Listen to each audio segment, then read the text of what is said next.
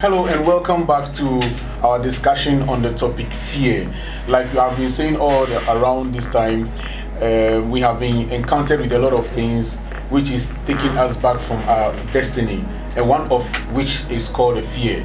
We have done the first three episodes, and now we are going to hear the fourth one, fifth, up to the 10th one. So today we are going to discuss one of the causes of fear, which is defeating a very powerful competitor.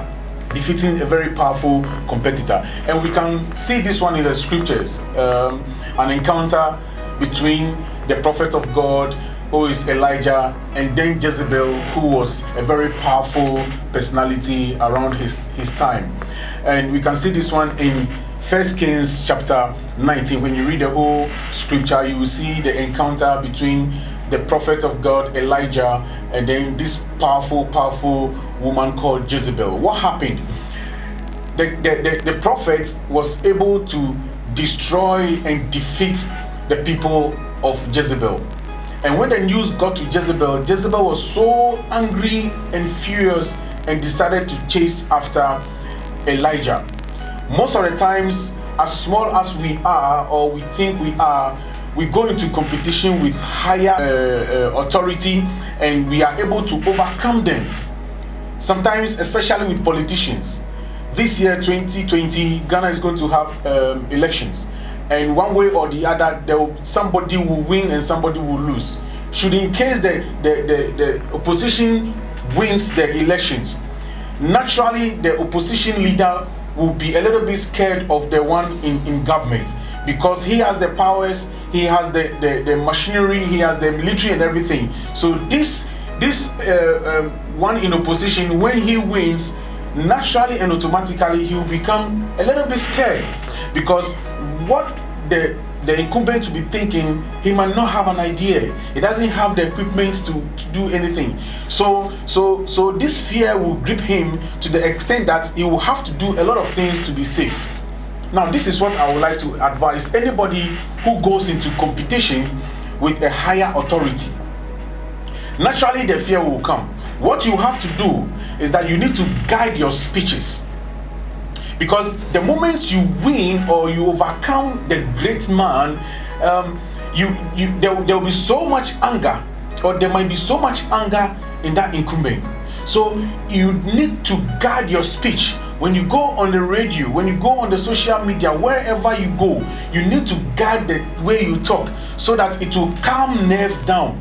If you go and inflate things, it will increase your danger, and then it will escalate your fear. So that is the number one thing that you have to do.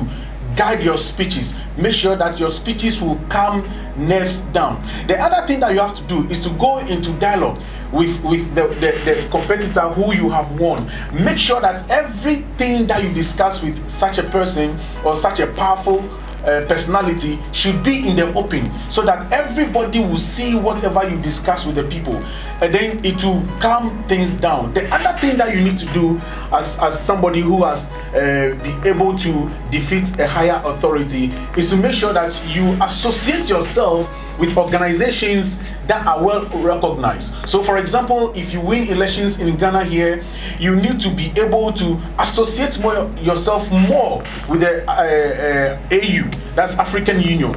They will protect you. They will make sure that everything calms down. They will make sure that whatever the incumbent around that time may be planning to do, they will be there to support you. And this is one of the things that Barack Obama did when he won the elections in 2008. He went to have dialogues with the incumbent at that time, that's George Bush, and everything was done in the open. The press were there, so there is nothing like speeches that will inflate the anger of George Bush and his supporters and all the other people who were supporting George Bush. That is a very wise thing to do. Obama did the right thing, and his transition went on smoothly. Another great thing that happened in our country, Ghana, was in 2001, when there was going to be a handing over from Jerry John Rawlings government to the Kufuor government. And Kufuor did a very wise thing. John Rawlings also did the right thing and a wise thing. What did they do? They both went to the castle, and then they sat down and made some beautiful discussions. They proved to the people that, look, don't kill yourselves over there. Even those of us that you are following and you think we might be fighting, here we are in a room discussing about how to develop our country, Ghana. That is the way to go. That is the way to do things. And then it will calm down nerves. The incumbent who might have any anger inside of him or her will calm things down. All these things, when you do, it will take away the fear, and then you will live peacefully. What about individuals? What about businessmen? What about married men? What about students? What has this also got to do with you? So much has got to do with you. Everybody, whether you are an individual or you are a group of people, students, you are always in competition with somebody.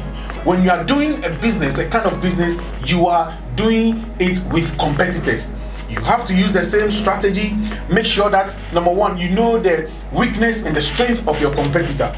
Make sure that after you have won the award and you have taken it from the one who had it in the previous year, make sure that your speeches will not go and affect them.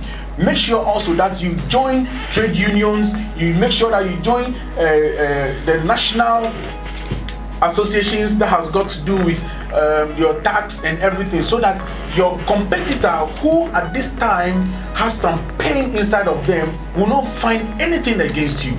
If you are a businessman who import food products, make sure that you are in the good books of the Food and Drugs Authority, so that your competitor, who at this time has pains in his heart, will not find anything against you. These are the things that you have to do. One of the wisest things that happened in the Bible was the encounter between David and King Saul. David killed some people or won some battles, and the people in the city were praising David, and they were saying that Saul had killed thousands and David had killed 10,000s, and this brought anger into King Saul. What did David do? David used wisdom. Whenever he was going to Saul to play the harp for him, he was always on the alert. Make sure that when you are able to win your competitor, or in other words, when you are able to defeat the person with higher authority than you, make sure that you become vigilant. Whilst David was playing the harp, he was so vigilant to the extent that when King Saul threw the javelin against him, he was able to dodge or swerve it. That is what we have to do. So in summary, this is what I'm bringing to you. One of the causes of fear is that when you are able to defeat a higher authority, it could be in politics, it could be in business, it could be in your studies as a student, it could be as a father, as a mother, it could be as a family man, it could be as a friend amongst your peers. This is what you have to do. Make sure that after the victory has come, you guard your speeches. Your speeches will not inflate wounds. Your speeches will not let chaos come. And then the other thing also you have to do is that there are organizations that you have to put yourself in, associate yourself in, and those organizations will help you and will guide you. And then the other thing that you have to do is that you do an open dialogue even with the competitor whom you have won, and this will bring you success. This will take away the fear. I believe strongly that after hearing this piece on this 4th episode, you might have learned something. As you can always see down the screens, my contacts are there, my social media handles are there. Call me if you need further explanation, and then I believe after you have had an encounter with me, you take away that fear and you be the man that you are supposed to be. God bless you, and I will meet you once again in episode 5. Stay blessed.